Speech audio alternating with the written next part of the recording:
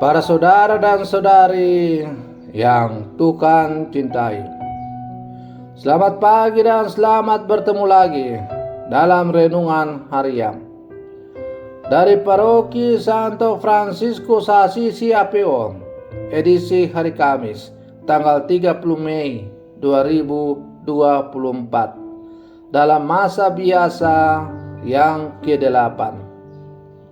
Mengawali hari yang baru ini, kita hendak mendengar dan merenungkan sabda Tuhan. Marilah sebelum kita mendengar dan merenungkan sabda Tuhan, kita berdoa.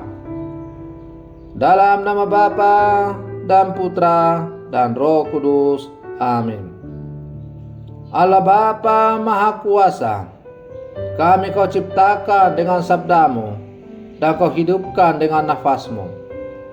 Di hadapan-Mu hati kami terbuka seperti buku, tiada gagasan yang tersembunyi. Kami mohon, berilah kiranya roh kebijaksanaan agar dapat memahami tanda-tanda zaman, memahami sabdamu, dan menyebarluaskannya kepada sesama. Bersabdalah ya Tuhan, kami siap mendengarkan. Terpujilah Engkau Bapa, Putra dan Roh Kudus, kini dan sepanjang segala masa. Amin. Para saudara dan saudari yang Tuhan cintai, sabda Tuhan yang hendak kita dengar dan kita renungkan untuk mengawali hari yang baru ini diambil dari Injil Markus pasal 10 ayat 46 sampai 52. Tuhan bersamamu. Inilah Injil suci menurut Markus. Pada suatu hari, Yesus dan murid-muridnya tiba di Yeriko. Ketika Yesus keluar dari Yeriko bersama murid-muridnya dan orang banyak yang berbondong-bondong, duduklah di pinggir jalan seorang pengemis yang buta bernama Bartimeus, anak Timeus. Ketika didengarnya bahwa yang lewat itu Yesus dari Nazaret, mulailah ia berseru, "Yesus anak Daud, kasihanilah aku." Banyak orang menegurnya supaya ia diam. Namun semakin keras ia berseru, "Anak Daud, kasihanilah aku."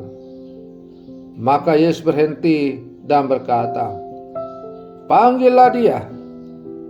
Mereka memanggil si buta itu dan berkata kepadanya, "Kuatkanlah hatimu, berdirilah, ia memanggil engkau." Orang buta itu lalu menanggalkan jubahnya. Ia segera berdiri dan pergi mendapatkan Yesus. Yesus bertanya kepadanya, "Apa yang engkau kehendaki kuperbuat bagimu?"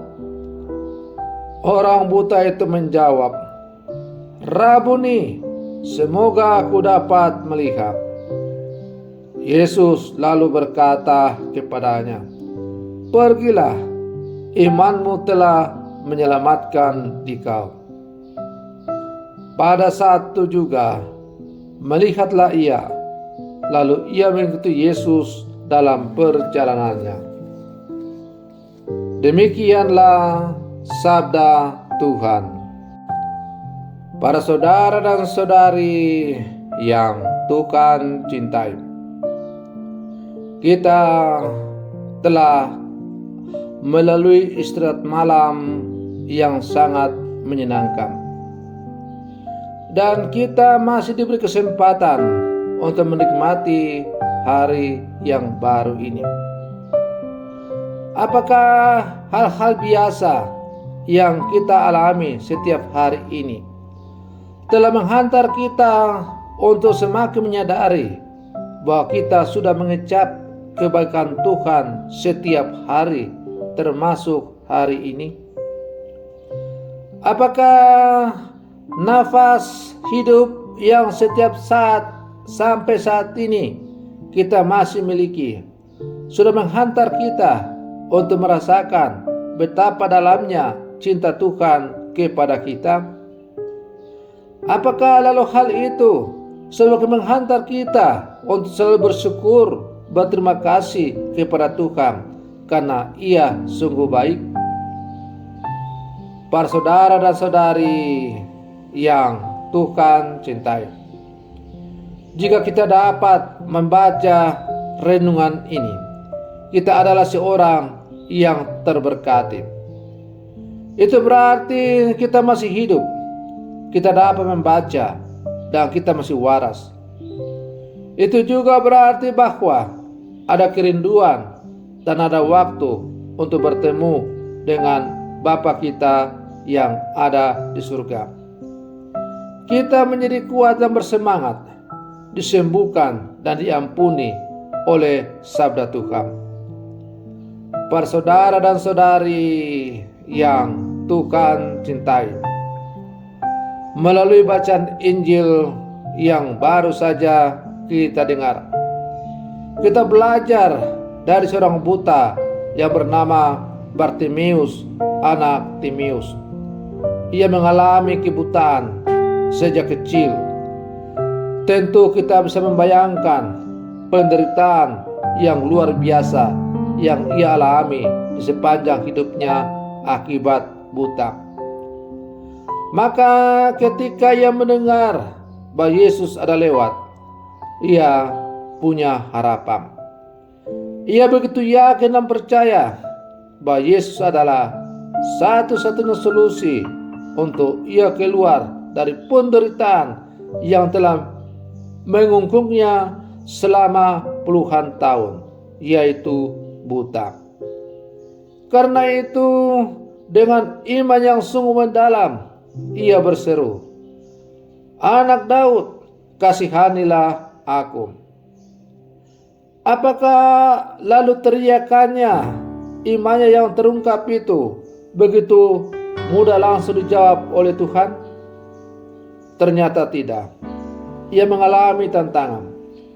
Tantangan itu lewat orang-orang yang menegurnya, melarangnya, bahkan mungkin memarahinya supaya berhenti berteriak karena mengganggu.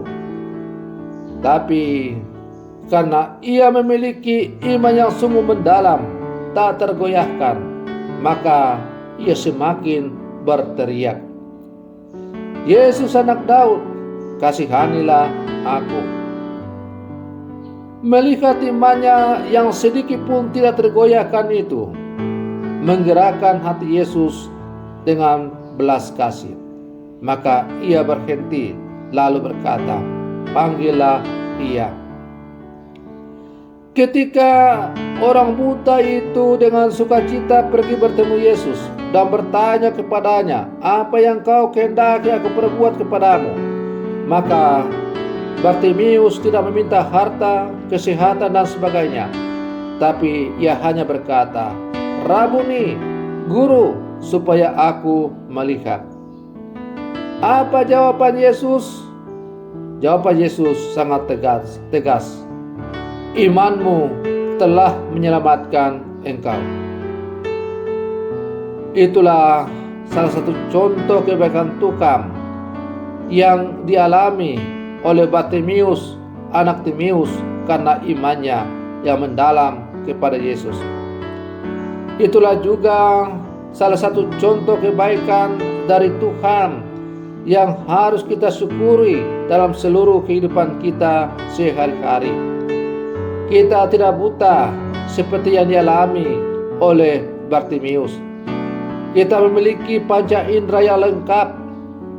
Maka itu kita harus selalu bersyukur kepada Tuhan, berterima kasih karena kita diciptakan dengan sempurna oleh Tuhan.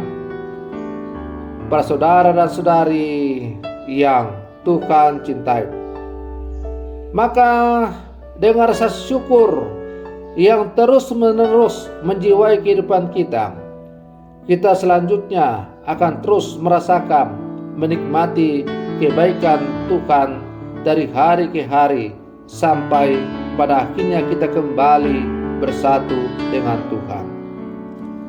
Janganlah kita putus asa dan patah semangat ketika kita difitnah, dipersulit, didiskriminasi, ataupun disiksa. Dalam situasi seperti itu, Tuhan tetap memelihara, melindungi, dan membela kita. Tidak ada alasan untuk membalas dendam. Maka tepatlah kata-kata Rasul Paulus dalam bacaan pertama yang juga kita dengar pada hari ini. Milikilah cara hidup yang baik di antara bangsa-bangsa yang tidak mengenal Allah, supaya apabila mereka memfitnah kamu sebagai pelaku kejahatan, mereka dapat melihatnya dari perbuatan-perbuatan yang baik dan memuliakan Allah pada hari Ia melawat mereka. Maka marilah para saudara dan saudari yang terkasih, sebagai murid-murid Yesus, kita terus berlangkah maju bersama, mendasari seluruh kehidupan kita dari hari ke hari, dari saat ke saat, dari waktu ke waktu, detik ke detik, dengan rasa syukur selalu kepada Tuhan. Bahwa ada tantangan, rintangan yang kita hadapi. Tantangan dan rintangan itu tidak membuat kita surut atau mundur, tapi justru semakin bersyukur. Karena lewat tantangan-tantangan, rintangan-rintangan yang kita hadapi itu, iman kita semakin terasa dan teruji, seperti yang diperlihatkan oleh Bartimeus tadi dalam bacaan Injil. Rintangan-rintangan yang melarang dia untuk berhenti mengungkapkan imannya kepada Tuhan tidak menggoyahkan imannya. Ia justru semakin mengungkapkan imannya kepada Tuhan, dan akhirnya Tuhan menjawab imannya yang sudah mendalam itu. Semoga perlindungan saya untuk mengawali hari yang baru ini semakin menghantar kita menjadi murid-murid Yesus yang sejati di zaman sekarang. Selamat pagi, Tuhan Yesus memberkati.